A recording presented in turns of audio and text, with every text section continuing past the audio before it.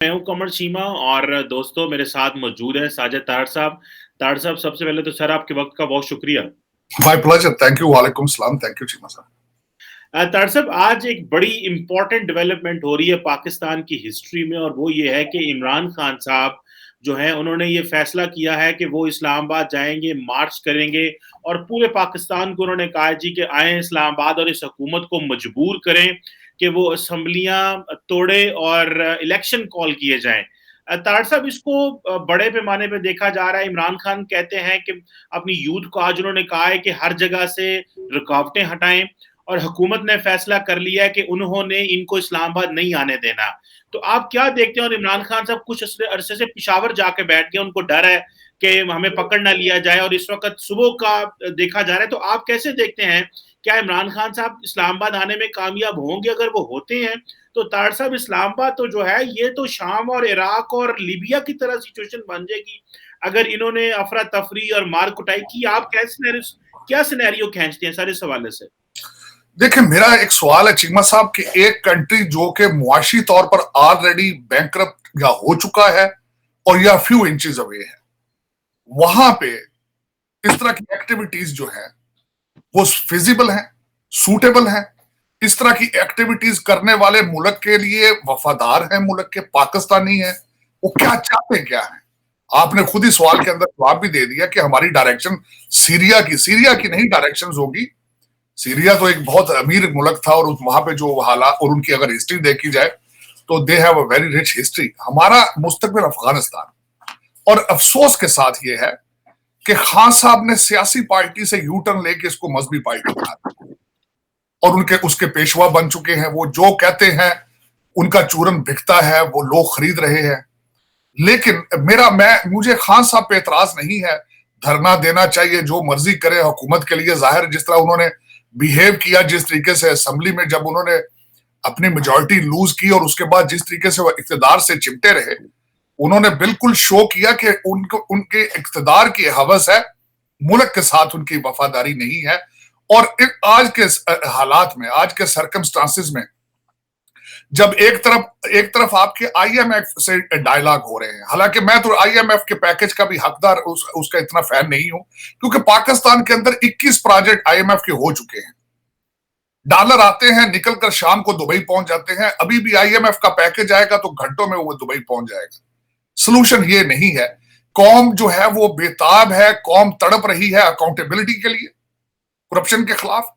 एक निजाम जो डिवाइडेड है, जो कि एक आपने रूलिंग एलीट बना ली है, गरीब से गरीब तर होता जाता है, अमीर तरीन होता जा रहा है। डिस्ट्रीब्यूशन ऑफ वेल्थ आपकी जो है वो उसका बैलेंस खराब हो चुका है। आप और ये आज की स्टोरी नहीं है चीमा साहब। इसमें इस पॉइंट पर पहुंचते पहुंचते आपको 70-74 साल की हिस्ट्री है करप्शन की, मिसमैनेजमेंट की, नेशनलिज्म का फुकदान होने की। लेकिन जो आज आपने कहा है कि कंटेनर्स, और जिस तरीके से जो आज सुबह मैं उठा हूं तो मैंने देखा है कि जेलम के पुल को वहां पे रोकने की कोशिश की जाएगी, और दूसरा अटक के पुल के ऊपर रोकने की कोशिश की जाएगी। और इन सर्कमस्टांसेस में कि जब कंट्री के अंदर पहले ही एक मुआशी बहरान है, इस वक्त आप मजीद अपने टूटा फूटा बिजनेस आपका रह चुका है उसको मफलूज करेंगे, और आईएमएफ के साथ जो आपकी डायलॉग चल रहा है उसके ऊपर क्या इंपैक्ट होगा? ये सारी चीजें अगर देखी जाए तो आपने बिल्कुल कहा है, आपकी डेस्टिनेशन इज अफगानिस्तान और सोमालिया। और जिस तरीके से कंट्री डिवाइडेड है बेसिकली, ऑलमोस्ट, मैं इसको सियासी तो नहीं कहूंगा, अब तो अमर पे मारूफ की बात है, हक और बातिल की जंग शुरू हो चुकी है, ये सियासी जंग नहीं है। तो ये आप बहुत खतरनाक सिनेरियो, बहुत खतरनाक। एक ऐसा मुल्क जो कि और सबसे ज्यादा तशवीशनाक दुनिया के लिए कि यू आर एटॉमिक पावर, सबसे ज्यादा तशवीशनाक for reason, for the world. और मेरे ख्याल में दुनिया देख रही है। असल में इसमें आज मैं चीमा साहब बार बार एक चीज हमेशा कहता हूं, क्योंकि मैं वॉशिंगटन डीसी में बैठा हूं, मैं इस चीज को आज जो कुछ भी पाकिस्तान में हो रहा है या दुनिया में जो कुछ भी हो रहा है, उसमें एक मेजर जो हिस्सा है अमेरिकन वीक फॉरेन पॉलिसी का है। और मैं आपके बल्कि सेगमेंट के इसी में मैं वो बल्कि जो खान साहब ने इंटरव्यू दिया है उसको भी कोशिश करूंगा कि उसके ऊपर भी थोड़ा उसको भी डिस्कस किया जाए। लेकिन अमेरिकन वीक फॉरेन पॉलिसी का उसकी वजह यह है کہ خان صاحب نے ایک اینٹی امریکنزم کے خلاف بھی ایک جو اینٹی امریکنزم اس چیز کو اس کو فرنٹ لائن بنا لیا ہے اور اس پہ امریکہ خاموش ہے.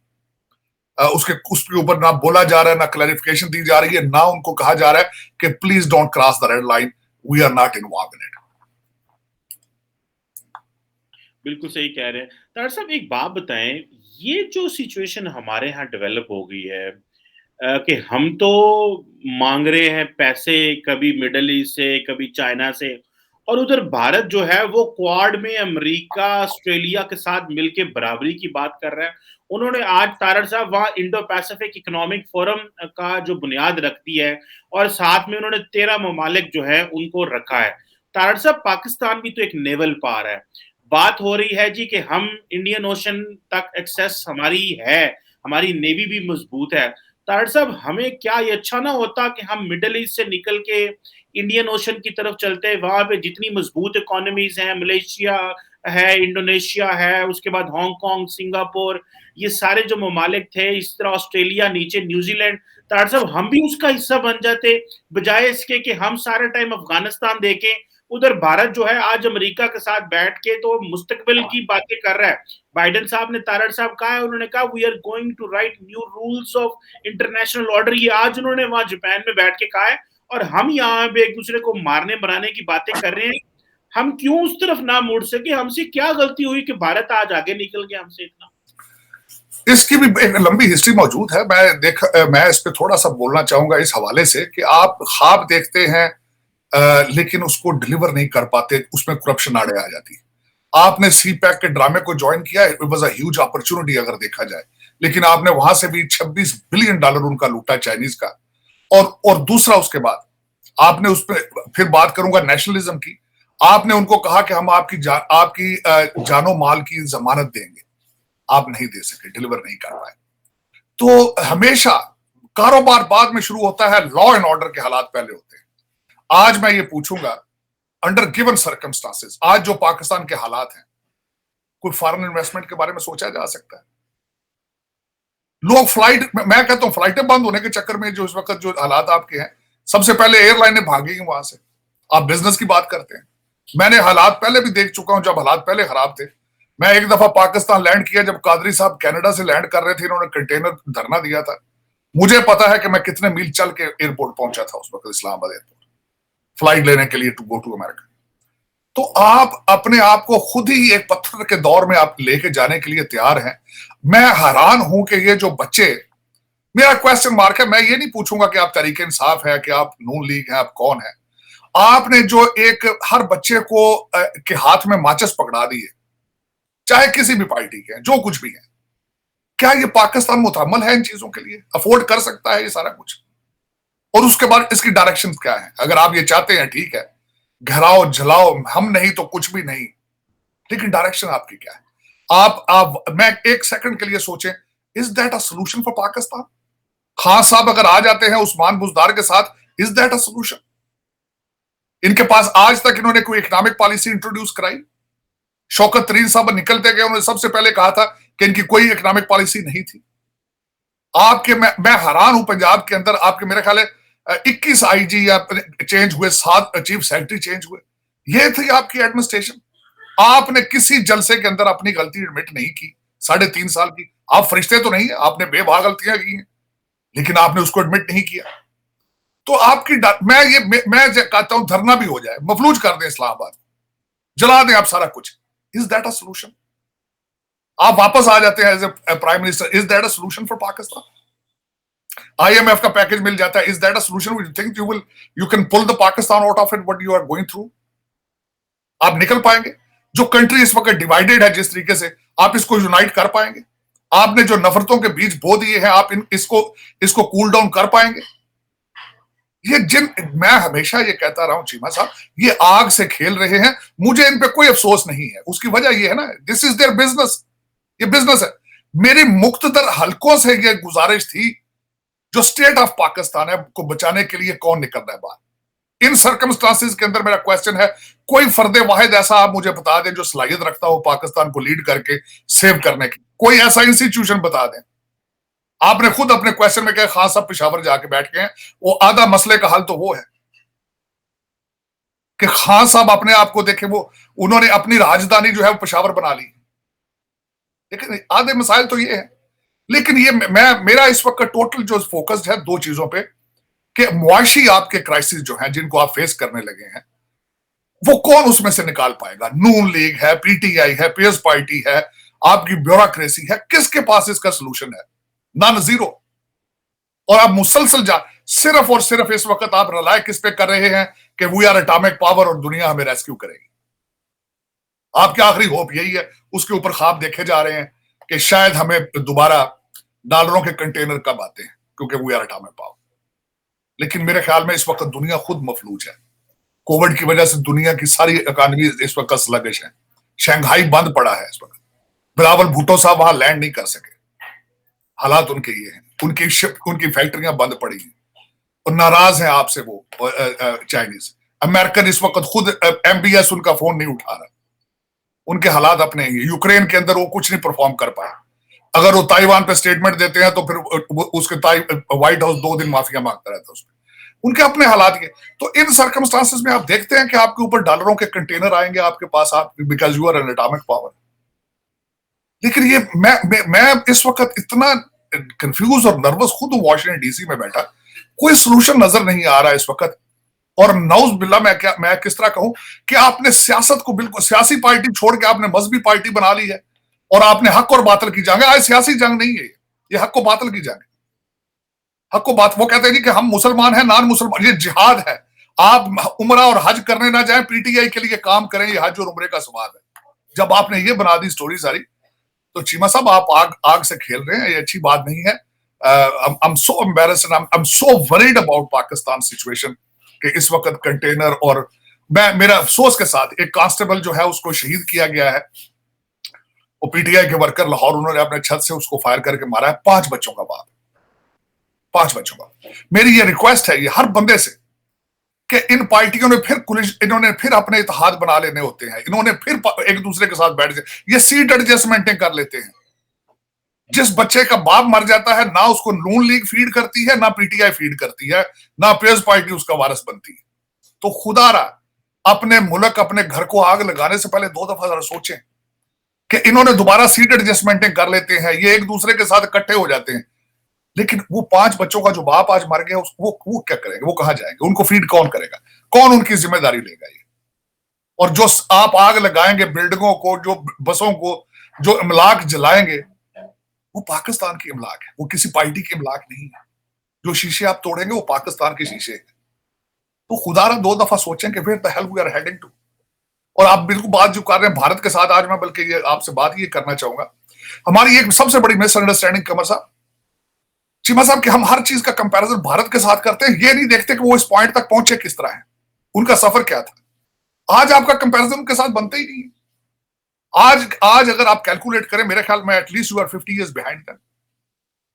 آپ ان کے ساتھ، انہوں نے سی این این کے ساتھ بیٹھ کے آج عمران خان صاحب نے پھر دوبارہ اپنے آپ کو کمپیئر کیا کہ بھارت رشیا سے تیل لے رہا ہے. اور یار وہ تو انڈیپینڈنٹ لوگ ہیں یار، وہ گھٹنوں کے بل تھوڑی پڑے ہیں، وہ آئی ایم ایف کے سامنے تھوڑی لیٹ رہے ہیں اس وقت.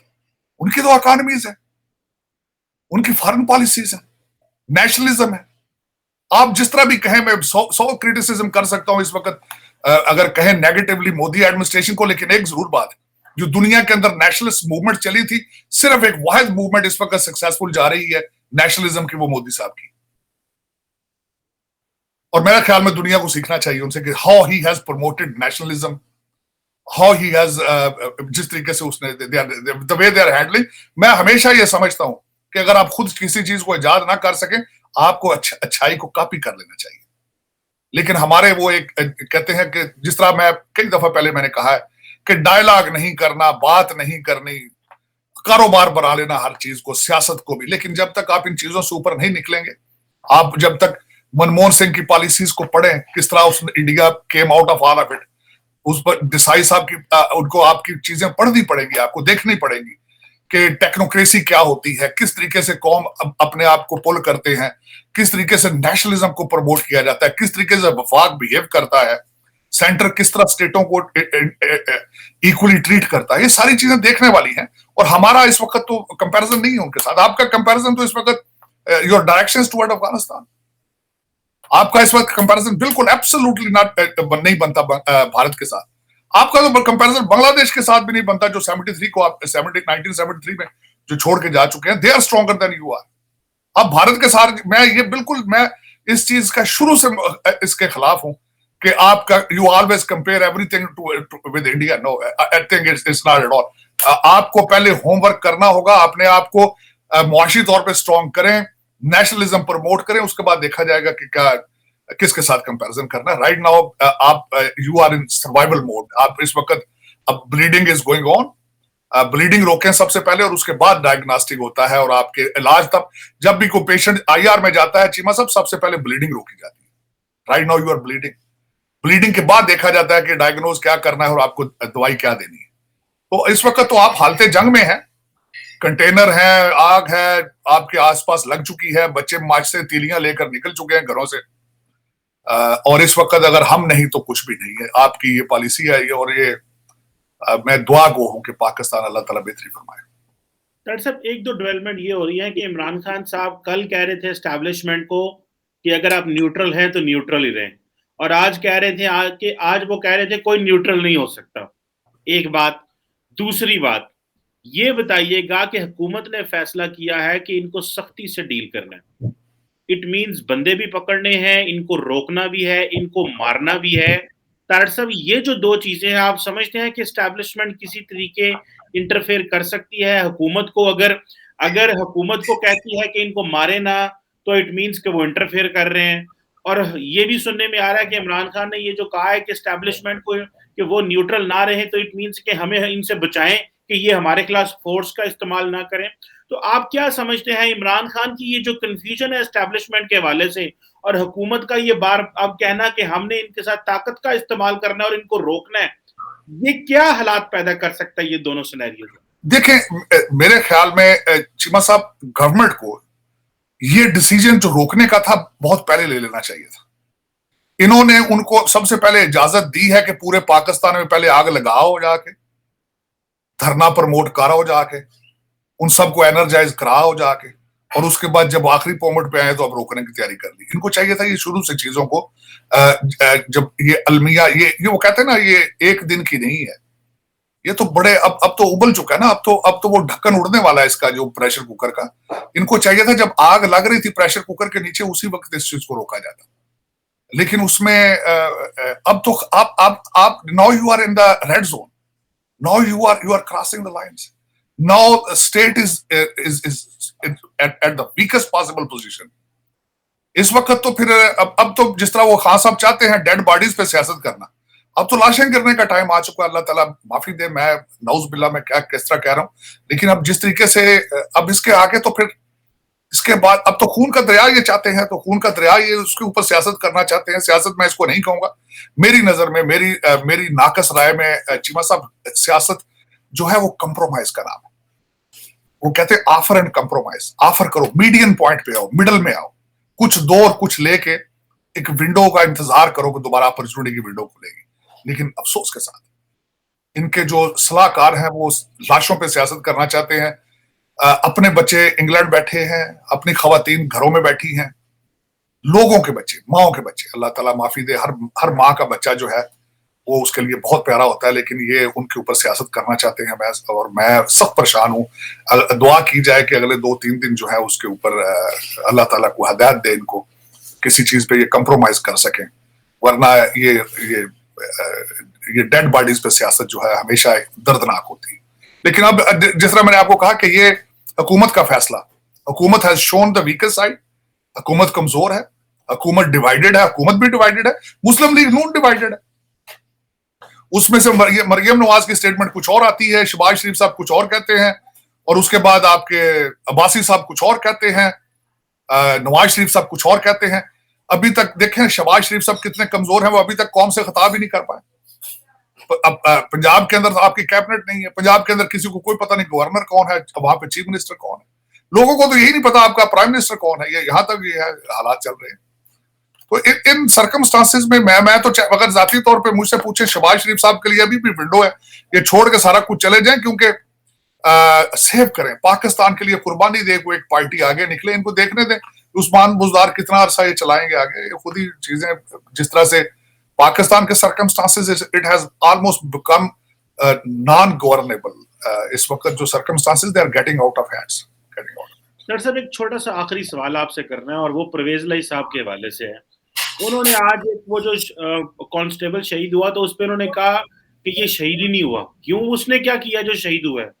طاہر صاحب ٹی ایل پی والے آتے ہیں, وہ مولوی آتے ہیں تو وہ آ کے پولیس والوں کو شہید کر دیتے ہیں. آج پی ٹی آئی والوں نے ان کو شہید کر دیا ہے پولیس والوں کو. ہماری پولیس تو بیچاری وہ پنجابی کہتے ہیں کھدو بنی ہے, اور شریف لوگ ہیں, کوئی مار رہا ہے, کوئی یہاں سے مار رہا ہے, کوئی وہاں سے مار رہا ہے. اور اسپیکر پنجاب اسمبلی آپ کی ایک آئینی پوزیشن ہے, اور آپ اسٹیٹ انسٹیٹیوشن کو جو ٹارگٹ کیا گیا ہے آپ اس کے بارے میں کہہ رہے ہیں کہ اس نے کون سی شہادت کی ہے. تو آپ کیا سمجھتے ہیں ہمارے اداروں کا مورال اس سے زیادہ جو ہے وہ ویک نہیں ہوگا کہ پولیس کو تو ویسے ہی انہوں نے باندھی بنایا ہوا ہے اپنی سیاست دانوں نے, تو اس سے کتنا نقصان ہو سکتا ہے؟ یہ چیمہ صاحب he was in uniform, he was working for the state. He was not working for Nawaz Sharif or Shehbaz Sharif or anybody else. He was working for the state in uniform. And the orders were given and he was standing outside. گھر کے اندر نہیں تھا, وہ چھت سے کسی نے گولی ماری اس کو. لیکن اس وقت دیکھا نا جس طرح میں آپ کو کہہ رہا ہوں کہ آپ کی, میں تو اب اس سے اتنا بیزار ہو چکا ہوں, میں تو سننی چھوڑ دی پریس کانفرنس. جس طریقے کی زبان خان صاحب نے استعمال کی, جس طریقے سے دونوں پارٹیاں استعمال کرتی ہیں. آسن اقبال صاحب نے اگلے دن اسٹیٹمنٹیں دی, پھر اس سے دوسری طرف سے وہ جو ہمارے شکاگو والے جو اس وقت ہیں امریکن چیف آف سٹاف, انہوں نے پھر اس کے بعد کچھ اپنے الفاظ استعمال کیے. میں شرمندہ تھا دونوں سائڈ سے, میں نے تو چھوڑ دی. تو دیکھیں جب آپ گالی گلوچ میں آ جائیں, آپ دیکھیں نا کہ ماں بہنیں ساتھ بیٹھی ہیں کیا کر رہی ہیں, تو پھر اس کے بعد کیا فائدہ؟